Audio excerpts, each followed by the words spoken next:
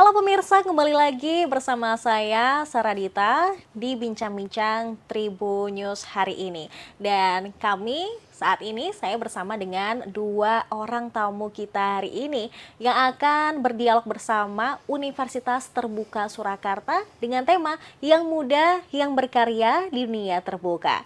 Di samping saya sudah hadir ada Mbak Ratih ya. Iya, boleh Mbak Ratih ya. Iya, manajer marketing dan registrasi dari Universitas Terbuka Surakarta, Ratih Paramitasari SE MSI. Mbak Ratih, halo, Iya, apa kabar? halo. Gimana kabarnya Mbak Sarah? Baik, Baik puji ya, Tuhan, baik. alhamdulillah. Iya, dan di sebelahnya juga ada salah satu mahasiswa Universitas Terbuka Surakarta, ada Mbak Afia. Halo. Iya, hai. Masih semangat ya Mbak Afia ya? Masih semangat sekali. On Oke. terus. Oh, harus dong.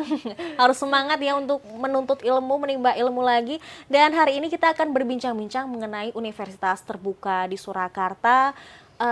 Keunggulannya apa dan bagaimana sih kalau ingin belajar di UT Surakarta itu? Langsung saja. Mungkin bisa banyak orang yang mungkin waktunya mepet nih Bu, tapi masih ingin menempuh pendidikan, bisa ke universitas terbuka. Bisa banget. Nah, sebelumnya nih, kalau untuk Bu Ratih, Mbak Ratih sendiri, Iya. kalau untuk Mbak Ratih sendiri sebenarnya apa sih keunggulan dari universitas terbuka dibanding dengan universitas nasional, universitas swasta mungkin? Ya, universitas konvensional mungkin Iya. ya kami biasa menyebutnya universitas konvensional. Artinya mereka kan harus tatap muka, harus datang ke kampus seperti itu. Nah, kami mengedepankan yang namanya fleksibilitas, Mbak Sarah. Jadi fleksibilitas di sini artinya mahasiswa itu seperti tadi dibilang Mbak Sarah, waktunya itu mepet, terbatas begitu ya. Apalagi sekarang juga tuntutan kehidupan sekarang pun juga semakin kompleks begitu ya. Jadi artinya kan sekarang siswa atau alumni yang fresh graduate dari SMA atau SMK itu mereka kan juga mungkin sebagian besar juga ada yang ingin langsung merasakan untuk bekerja begitu ya. Mungkin ada yang berpikir bekerja dulu lah nanti sambil nabung mau kuliah begitu ya.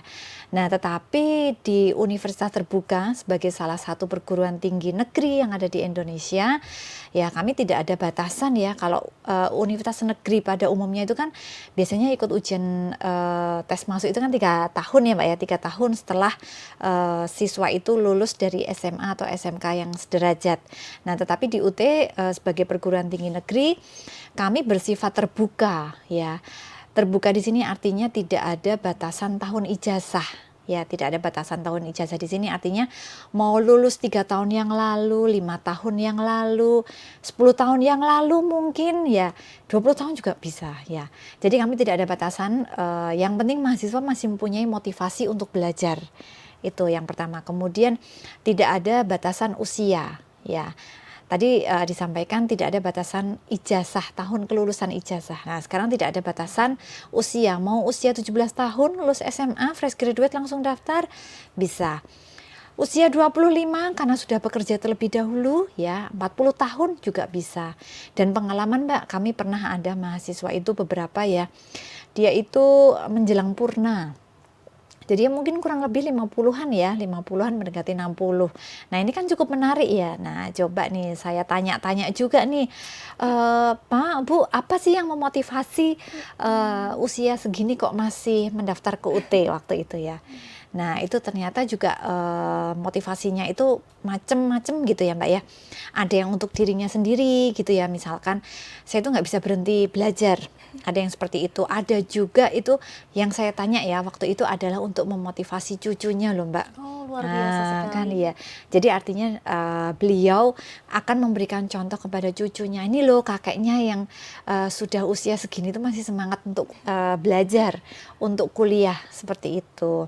Lanjut ya untuk yang UT bersifat terbuka ya. Kemudian UT itu tidak membatasi domisili mahasiswa. Ya, artinya mau di Jakarta, mau dari Sabang sampai Merauke bisa bergabung sebagai mahasiswa UT. Kenapa? Karena kami secara nasional mempunyai 39 kantor unit, Mbak. Salah satunya di UT Surakarta. Nah, 39 kantor unit dari Sabang sampai Merauke ada, Mbak. Misalkan Mbak Sarah mau di mana nih? Mau daftar di sana? Bisa. Ya. Kemudian ada satu layanan untuk UT luar negeri. Ya. Oh, bahkan ini sampai ke luar negeri. Iya, jadi sebagian besar adalah mahasiswa sebenarnya warga negara Indonesia, tetapi sedang bekerja di sana, seperti itu ya. Jadi bekerja di sana, nanti pulang-pulang ya, pahlawan devisa ini sudah membawa ijazah, begitu ya. Nah, itu adalah sistem yang terbuka ya, artinya siapa saja pun bisa bergabung sebagai mahasiswa UT, Mbak. Nah, kemudian tadi keunggulannya juga kami fleksibilitas di pembelajaran ya. Kami bisa menyebut mahasiswa itu nggak perlu datang ke kampus, tapi kampus yang akan datang ke mahasiswa. Melalui apa? Satu genggaman smartphone aja. Nah, nanti mungkin bisa dikulik-kulik ya, Mbak. Maksudnya satu genggaman gimana Iya. nih? Iya, ini menarik sekali karena memang bisa menjadi salah satu pilihan ketika ingin menempuh pendidikan lebih lagi, tapi waktunya mepet gitu. Iya. Nggak ada waktu yang banyak, bisa jadi salah satu pilihannya ke universitas terbuka ini. Iya. Dan di universitas terbuka ini Bu, temanya cukup unik nih. Iya. Karena siapa saja bisa kuliah di universitas terbuka seperti tadi yang sudah dijelaskan ya. Tidak ada batasan usia, Iya. tidak ada batasan Tahun wilayah, ijazah ya, betul. domisili seperti itu. Iya, kadang kan yang dipermasalahkan adalah tahun ijazah dan domisili ketika Iya. mungkin saya ada di Surakarta tetapi ingin berkuliah lagi ke Jakarta begitu, tapi ada hal-hal yang tidak bisa ditinggalkan di Surakarta Iya. ini. Bisa ke UT saja. Iya, jadi fleksibel kami, Mbak. Pokoknya mahasiswa ada di mana, di situ ada UT, silakan manfaatkan fasilitas dari UT. Seperti itu. Oke, Mbak Rati tadi sempat menyinggung mengenai ada berbagai kantor cabang universitas terbuka ini. Kira-kira ada berapa sih, Mbak? Untuk nasional dulu ya, nasional dari Sabang sampai Merauke ada 39 kantor unit daerah kami menyebutnya. Salah satunya adalah UT Surakarta ya, kami berada di kalau gampang sih kita bilangnya di Jaten gitu ya Mbak ya, di Jaten. Padahal sebenarnya kedudukan kami itu Sukoharjo. Jadi kami di Sukoharjo, seberang jalan itu sudah Karanganyar gitu ya. Jadi di Jalan Raya Solo Tawangmangu di sana ada kantor UT seperti itu ya. Tetapi kelihatannya hanya kantor gitu ya Mbak ya, karena kan mahasiswa tidak ada yang melakukan aktivitas pembelajaran tatap muka seperti perguruan tinggi pada umumnya seperti itu. Nah, nanti bisa disampaikan juga nih, kok bisa mahasiswa nggak datang ke kampus misalkan. Iya, kita akan bahas itu. Oke, Tenang aja Mbak, iya. dan juga Afia. Mbak Afia, Mbak iya. Afia ini salah satu mahasiswa di Universitas Terbuka di Surakarta ini. Kira-kira untuk mahasiswa, karena tadi kan sempat disinggung mahasiswa nggak perlu datang, Iya. tapi kampus yang datang ke mahasiswa. Untuk mahasiswanya sendiri di Universitas Terbuka Surakarta ada berapa, Mbak? Nah, untuk Surakarta sendiri ya, sampai pembukaan pendaftaran mahasiswa baru semester kemarin yang berakhir di bulan September 2023 ya, kami sudah mempunyai mahasiswa itu 13.080 mahasiswa. Itu hanya se-Solo Raya aja Mbak. Ya, se-Solo Raya, kemudian ada wilayah kerja itu, wilayah kerja UT Surakarta itu ada tambahan di Salatiga dan Grobogan. Nah itu, jadi kami punya 9 kabupaten kota, 13.000 mahasiswa Mbak. Nah secara nasional kita sudah mencapai semester kemarin itu 500.000 mahasiswa. Karena kan memang tuntutan dari pemerintah itu adalah UT bisa memberikan kesempatan kepada masyarakat luas ya, seluruh Indonesia. Jadi kami itu menjangkau yang tidak terjangkau gitu ya. Artinya yang terpencil, terjauh, terpelosok dan lain sebagainya itu loh. Artinya mereka mempunyai kesempatan yang sama untuk mengenyam pendidikan di jenjang yang lebih tinggi seperti itu. Nah, untuk semester kemarin bisa sampai 500.000 mahasiswa. Nah, ini saat ini pun juga sedang periode pembukaan admisi. Ya, jadi kami setahun 2 kali, Mbak. Oke, Gitu. setahun 2 kali itu di bulan apa aja nih Bu, Mbak? Yang semester kemarin itu kan berakhir di bulan September Iya. 2023. Nah, bulan November itu sudah bukaan lagi, sudah bukaan untuk yang semester depan ya. Bulan November nanti akan berakhir di bulan Februari, Mbak.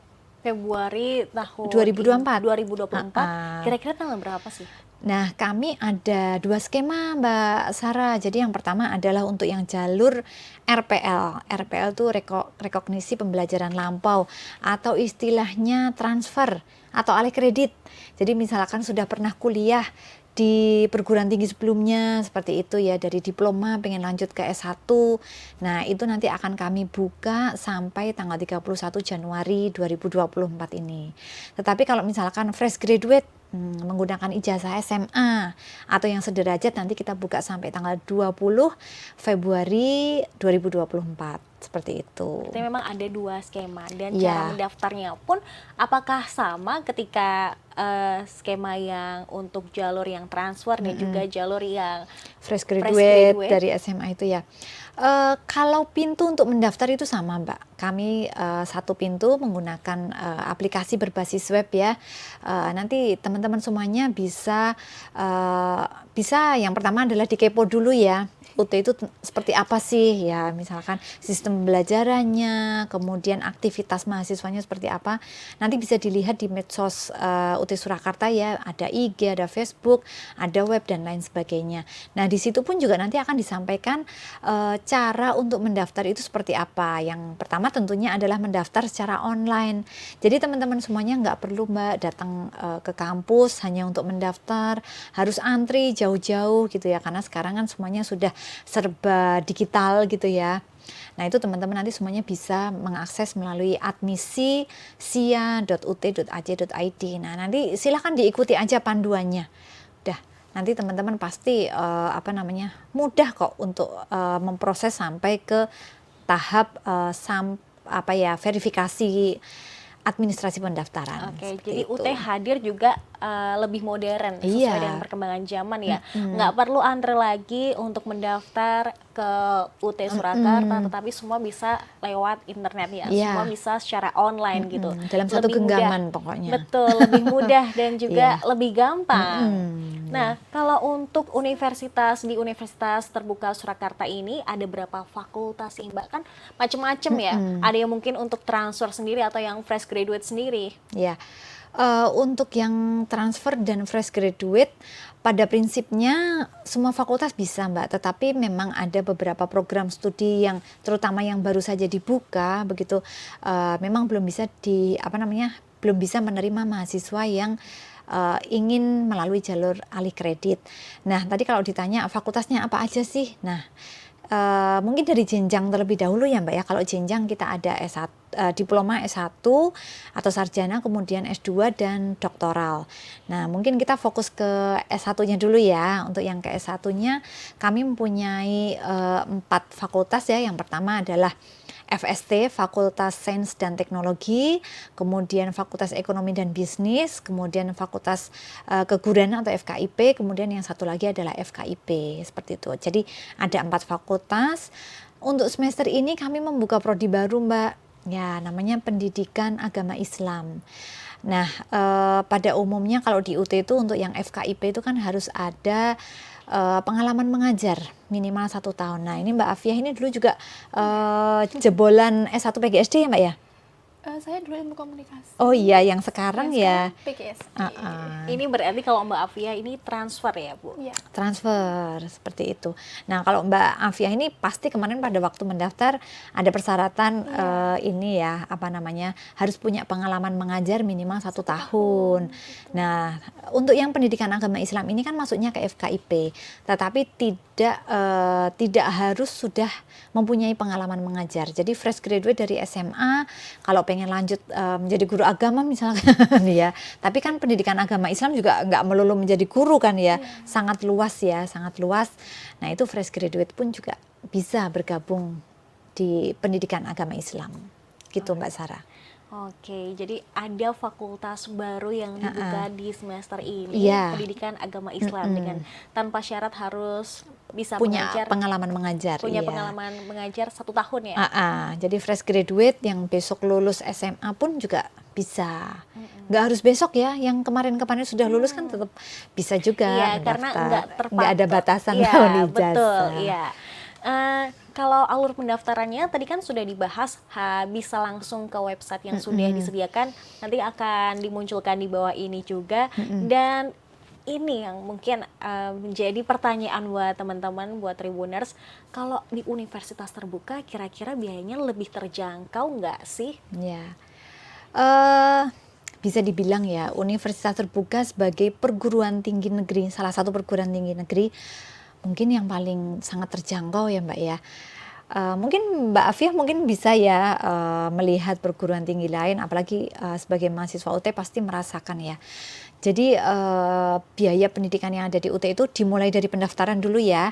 Proses admisi itu 100.000 Mbak untuk yang jalur non RPL ya, artinya yang fresh graduate dari SMA, bukan yang dari diploma atau dari sarjana. Nah itu kalau yang fresh graduate menggunakan ijazah SMA itu biaya pendaftarannya hanya 100.000. Hanya 100.000 saja untuk mendaftar ya? Iya, Wow, untuk cukup pendaftaran. terjangkau nih. Sangat terjangkau. Sama beli kopi mungkin lebih mahal beli kopinya Mbak. Kemudian untuk yang skema yang lain, untuk pendaftaran dari jalur RPL ya atau transfer tadi ya itu adalah 400.000. Nah kemudian nanti proses pendaftaran berkas administrasi semuanya di-upload, kemudian pokoknya diikuti aja ya untuk pendaftarannya, apa yang diminta itu silahkan di-upload, begitu nanti sampai menerima verifikasi hasil validasinya. Kalau lolos administrasi nanti bisa sampai melakukan registrasi mata kuliah. Nah untuk registrasi mata kuliah ini pembayarannya pun juga sangat terjangkau Mbak. Di UT itu nggak ada biaya gedung, uang pangkal apa ya biasanya ya dan lain sebagainya itu nggak ada. Jadi masuk itu benar-benar hanya biaya administrasi itu ditambah SPP. Nah untuk yang SPP pun kami ada 2 skema, mau yang paket atau mau yang non paket. Kalau non paket itu lebih mudah karena mahasiswa itu setiap semester nggak usah pusing-pusing lah, saya itu mau ngambil mata kuliah apa sih, kan kadang namanya juga UT ya, belajarnya jarak jauh, jarang ketemu mungkin dengan staf UT, kalau mau tanya-tanya kok rumah saya jauh, misalkan seperti itu. Nah, kami sebenarnya punya panduannya ya, panduan apa sih mata kuliah yang bisa diambil semester 1, semester 2, dan lain sebagainya, namanya buku katalog. Gitu. Tapi mungkin kalau mahasiswa juga ada kesulitan memahami, kami sarankan ikut yang paket aja. Jadi setiap semester begitu diklik registrasi mata kuliah langsung muncul ya Mbak mata kuliahnya. Jadi nggak usah pusing-pusing mata kuliah apa sih yang mau saya ambil misalkan. Kan? Berarti di paket tersebut sudah ada mata kuliah yang dipilih dan mahasiswa tinggal ambil aja itu ya, udah tanpa tinggal pusing cari-cari lagi. Betul. Nah untuk yang paket itu dimulai biayanya mulai dari 1.300.000 ya, itu udah all in loh Mbak. Mulai dari biaya SPP-nya tadi, kemudian pembelajarannya, tutorialnya ya, kemudian ujiannya pun juga sudah free. Jadi sudah per semester nanti all in aja. All in untuk yang paket ya dimulai dari 1,3 sampai 3.300.000. Tergantung Mbak paketan yang model yang mau diambil apa, misalkan tutorialnya full online atau tutorialnya itu mau yang tatap muka yang masih harus hadir ke kelas. Nah, seperti itu nanti biayanya tentu aja berbeda. Kemudian kalau misalkan ada praktikum ya mungkin ada biaya SPP yang lebih mahal ya. Bukan lebih mahal ya. Kita tuh selisih antar paket itu sangat tipis gitu ya. Nah itu untuk yang paket. Kalau non paket nanti perhitungannya adalah biaya per SKS. Satu SKS-nya dimulai dari 35.000. Nah kalau mau ngambil 3 mata kuliah aja, 3 SKS aja 100.000 kan Mbak. Nah sama kopi tadi masih mahalan kopi. Ya jadi kalau untuk yang non paket ini sebenarnya lebih fleksibel. Misalkan nih Mbak Sarah sebagai mahasiswa UT waktunya itu banyak tersita di tempat kerja gitu ya. Aduh, saya nggak sempet nih kalau satu semester itu harus ngambil 24 SKS karena kan full ya 24 SKS. Bisa nanti Mbak Sarah ngatur, saya 15 SKS aja deh daripada saya ngambil banyak-banyak tapi hasilnya nggak optimal misalkan. Saya mending sedikit-sedikit tetapi hasilnya optimal. Bisa nanti diatur 15 SKS itu nanti berapa mata kuliah seperti itu. Tetapi tentu saja ya Mbak, itu ada konsekuensinya. Semakin setiap semester itu sedikit ngambilnya, ya tentu masa studinya menjadi lebih Semakin panjang. lama. Nah, itu tergantung mahasiswa mau mengaturnya gimana. Oke, jadi lumayan menarik ya, karena kalau misalkan males untuk cari apa aja mata kuliahnya, bisa langsung ambil yang paket. Paket, Tetapi ya. kalau memang mau memilih beberapa mata kuliah yang diikuti, bisa yang jalur satunya itu tadi ya Bu, Non-paket. yang non paket. Iya. Tentu dengan harga yang berbeda tergantung dengan mata kuliah yang diambil, Jumlah kemudian SKS. jumlah SKS-nya. Semakin banyak jumlah SKS yang diambil pada semester itu, ya semakin singkat Iya. studinya. Iya, betul. Nah, tadi soal biaya, mungkin kita akan yang mengulik yang tadi itu loh, Bu, hanya apa itu? dalam satu genggaman handphone gitu. Teman-teman bisa langsung kuliah, mengikuti mata kuliah di UT Surakarta. Ini maksudnya gimana nih? Ya, jadi tadi saya bilang bahwa UT itu dalam satu genggaman. Artinya tadi dimulai dari proses pendaftaran aja kita sudah bisa Mbak pakai HP ya. Pakai HP dimulai sampai upload berkas pun kan sekarang nggak perlu punya mesin scanner kan. Di HP kan ada kan aplikasi scanner pun juga ada gitu ya. Untuk untuk men-scan misalkan ijazah seperti itu kan perlu di-upload kan pada waktu proses pendaftaran. Nah, dari mulai pendaftaran, kemudian nanti proses pembelajaran. Proses pembelajaran pun kita kan menggunakan aplikasi berbasis web ya. Nah, itu menggunakan handphone mau di mana saja pun juga bisa diakses Mbak, karena kan proses pembelajarannya 24 jam ya Mbak Afia ya. 24 jam bisa, tergantung mahasiswanya. Longgarnya pagi, siang, sore, malam silakan diatur aja. Jadi pada intinya proses pembelajaran itu bisa diakses 24 jam. Silakan diatur mahasiswa kapan bisa mengaksesnya. Kemudian kita juga ada fasilitas layanan akademik yang lainnya, misalkan cetak kartu ujian, nggak perlu datang-datang ke kantor ya Mbak Afia ya, langsung lihat aja di handphone dicetak gitu ya, nanti dibawa pada saat ujian. Bisa juga untuk mengecek nilai, kalau sudah pengumuman nilai nggak perlu lagi datang ke kampus, lihat di dinding biasanya kan gitu ya, nilainya apa gitu, nggak perlu. Sekarang lewat HP aja sudah bisa. Jadi nanti kalau misalkan kaget kan udah langsung di rumah gitu ya. Kagetnya nggak di kampus ya. Bercanda ya. Seperti itu. Jadi berbagai fasilitas layanan akademik termasuk materi pengayaan pun juga bisa diakses kan melalui websitenya Universitas Terbuka ya Mbak ya. Jadi lewat handphone pun langsung di-download, dibaca di situ pun juga bisa. Bahan ajar digital pun juga bisa di-download. Jadi sekarang nggak ada alasan ya mahasiswa, wah saya belum menerima buku atau saya belum beli buku. Karena kan ada yang digitalnya juga. Berarti memang benar-benar Universitas Terbuka hanya dalam satu genggaman tangan. Iya. Yang dalam artian adalah smartphone itu Iya, bisa betul. dibawa kemana-mana, kuliah dimanapun Ya. bisa. Bisa, di tempat kerja, di rumah, atau mungkin baru weekend, santai-santai pergi kemana gitu kan, ngopi-ngopi kan sekarang. Jadi nggak ada alasan lagi ya untuk malas-malasan menimba ilmu, karena Universitas Terbuka sangat terbuka buat teman-teman yang ingin berkuliah lagi, ingin menempuh pendidikan lagi secara gampang, secara Iya, mudah, fleksibel begitu. ya. Fleksibel sekali. Dan di sini sudah ada Mbak Afia, Ya. yang salah satu juga mahasiswa di Universitas Terbuka Surakarta. Dan tadi sempat disinggung Mbak Afia ini transfer ya Bu ya, Iya. bukan fresh graduate gitu. Iya.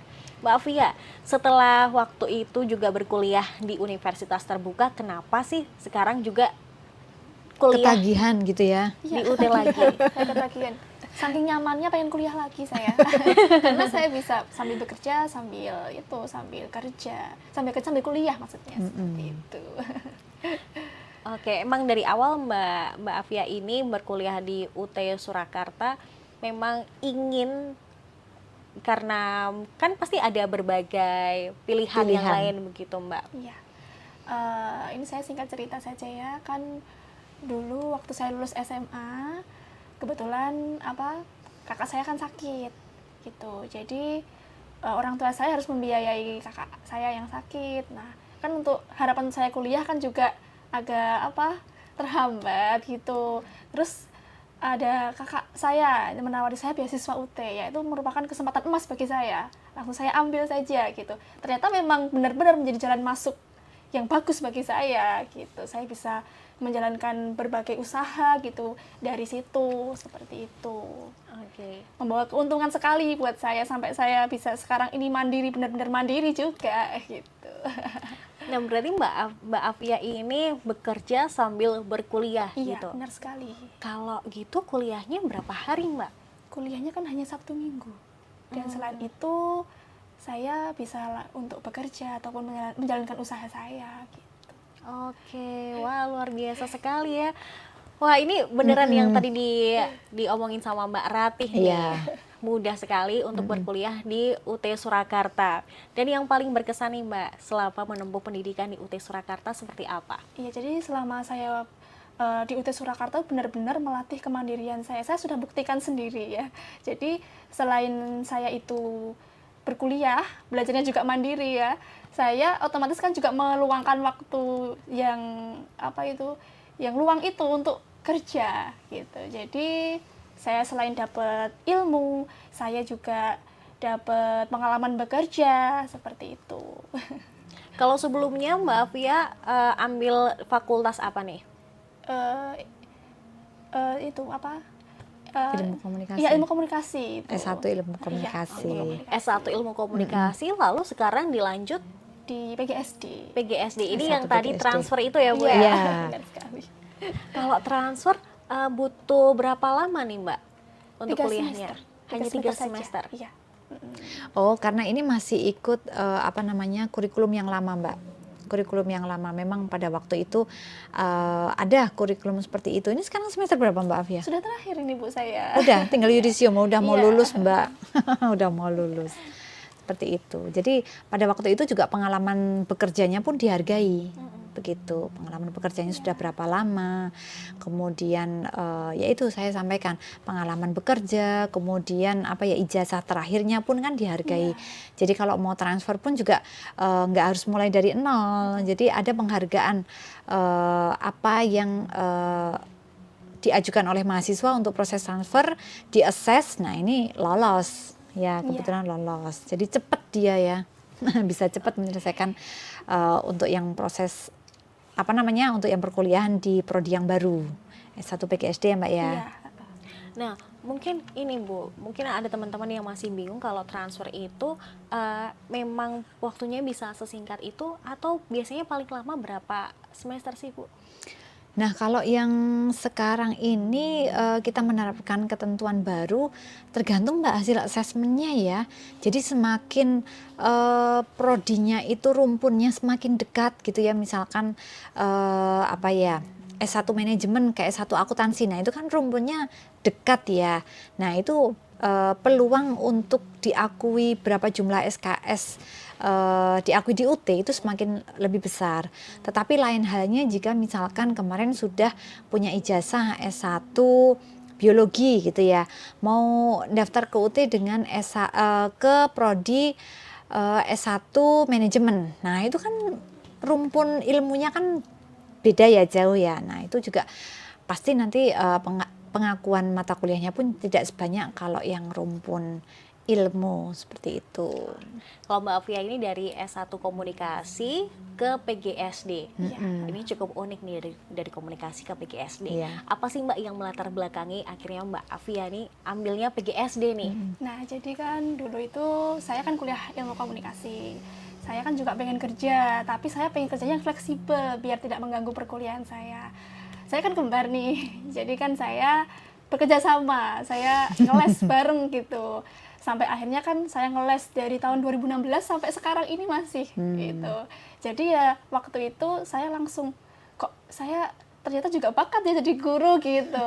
Langsung saja kuliah di UT aja gitu. Enak, nyaman, waktunya fleksibel, biaya juga terjangkau. Nah, gitu. Jadi bakatnya ini ya, bakat terpendamnya keluar ya Mbak ya. Iya. Soalnya kan dulu saya dari kecil juga pengen jadi guru gitu. Kemudian ternyata masih dapat kesempatan ya, dan UT yang memberikan kesempatan gitu. Iya, ini luar biasa sekali ya. Ternyata emang sudah terlanjur nyaman nih Mm-mm, Mbak iya. sama iya. UT Surakarta Iya. nih. Dan memang banyak ya, ada sih Mbak yang saya temui gitu memang seperti ini, seperti Mbak Afia, S1-nya udah ambil, nanti S1 ambil lagi apa, seperti itu. Apa koleksi ini ya, ijazah mungkin ya Mbak Afia? Iya.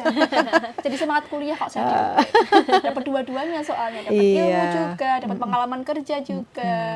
Dan harganya pun sangat-sangat terjangkau Iya, benar gitu ya di sekali. kantong Iya. ya. Apalagi untuk pekerja sekarang mungkin bisa menyisihkan waktunya sedikit dan juga biayanya yang nggak terlalu mahal ini Iya. untuk kuliah di UT. Iya. Jadi salah satu pilihan ya Mm-mm. untuk generasi masa kini Iya, gitu ya Mbak ya. betul. Nah, Mbak Afia nih selain Iya. di UT ini bekerja juga, ada aktivitas apa lagi Mbak? Saya ada itu bimbel sama kue kering. Jadi kalau bimbel kan saya setiap hari.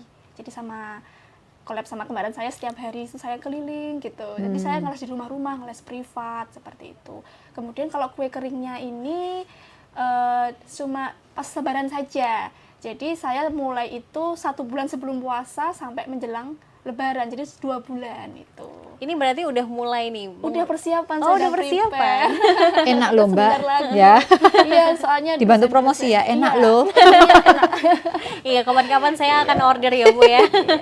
Itu saya mulai juga dari pas saya kuliah di UT waktu awal-awal itu sama kembaran saya cuma iseng-iseng sebenarnya, tapi ya alhamdulillah dari 2016 sampai sekarang juga itu jadi sekitar 8 tahunan itu juga membantu saya dalam apa ya, tidak merepotkan orang tua lagi, termasuk untuk biaya kuliah saya biaya sendiri dengan kembaran saya gitu. Oke, sekarang saya paham ya kenapa banyak banget teman-teman saya juga sebagian yang memilih kuliah di UT Iya. walaupun mereka kayaknya sibuk bekerja Sibuk, juga, ternyata masih punya semangat untuk Iya. belajar lagi dan UT ini jadi salah satu pilihan buat mereka gitu. Iya. Hanya lewat genggaman tangan bisa langsung kuliah, bisa langsung mungkin beberapa saat ada titel baru nih di belakang namanya ya. Iya. Nah, Mbak Afia sebagai anak muda nih Mbak, apa sih saran Mbak untuk generasi saat ini ya yang sedang mempertimbangkan ingin melanjutkan kuliah? Iya, kalian generasi muda, kalian memiliki kesempatan yang sama untuk kuliah. Kalian juga memiliki kesempatan yang sama juga untuk mendapatkan pekerjaan yang kalian inginkan. Tapi dulu ya, nih garis bawahi dulu ya. Kalian memiliki kesempatan kerja sambil kuliah, ya hanya di UT solusinya. Iya, hanya di UT ya Iya, solusinya yang bisa solusinya. bekerja sambil kuliah Iya. gitu. Nah, aku akan kembali ke Mbak Ratih lagi. Iya. Ini yang jadi pertanyaan juga buat teman-teman sebagai salah satu pertimbangan mungkin kalau ingin kuliah di UT. Secara umum akreditasinya apa nih? Iya. Pada umumnya program studi yang ada di UT itu akreditasinya sudah A dan B ya. Kami sebagai perguruan tinggi negeri ya, tentu saja kualitas dari sistem belajarannya, kemudian kami diakreditasinya pun juga melalui BAN-PT ya, Badan Akreditasi Nasional Perguruan Tinggi, yang mana itu sama menilai perguruan tinggi seluruh Indonesia. Jadi jangan khawatir, penilaian kami itu penilaian, kemudian dari sisi kualitas pun juga sama ya standarnya dengan perguruan tinggi yang lainnya, seperti itu. Jadi jangan ragu-ragu, kalau misalkan teman-teman pengen cek deh program studi yang diminati itu apa, nanti bisa dilihat di websitenya UT. Jadi misalkan program studi S1 manajemen akreditasinya di UT itu apa sih? Nah, itu nanti bisa dicek ya di websitenya UT, seperti itu. Kalau Lengkap untuk dia. fakultas unggulan nih di Universitas Terbuka Surakarta, mungkin ada yang bisa diberitahu ke teman-teman? Ya, fakultas unggulan atau mungkin prodi kali ya Mbak ya. Boleh, boleh. Program studi yang banyak diminati seperti itu. Nah, kalau ditanya mahasiswa itu, saya itu sebaiknya itu ngambil apa sih? Nah, kalau misalkan ditanya seperti itu, tentu saja mahasiswa harus menyesuaikan diri ya, minatnya, passionnya, kemudian kebutuhan di tempat kerjanya itu seperti apa, begitu ya. Tetapi kalau misalkan ditanya yang paling banyak diminati. Nah, itu kami juga banyak ya Mbak ya program studi, tetapi memang tren yang terlihat posisinya di atas gitu ya. Salah satunya adalah misalkan S1 manajemen, S1 akuntansi, S1 hukum ini trennya juga sudah sangat meningkat tajam. S1 hukum, kemudian ilmu komunikasi dan lain sebagainya. Seperti itu. Tapi memang yang banyak-banyak diminati ya beberapa prodi itu. Oke, manajemen ya salah satu yang Prodi paling top memang teratas gitu. banyak ya Mbak ya, karena mungkin ilmu umum ya Mbak ya, ilmu umum jadi bisa dipelajari oleh siapapun. Artinya yang dari SMA, dari IPA atau IPS pun kalau mau ambil manajemen pun juga mudah seperti itu. Mungkin ada catatan untuk teman-teman yang ingin alih kredit gitu, Mbak. Prosedurnya itu harus apa saja sih berkas-berkas yang disiapkan? Untuk yang alih kredit ya, yang pertama tentu saja ijazah sebelumnya ya. Tetapi kita tidak menutup kemungkinan bisa loh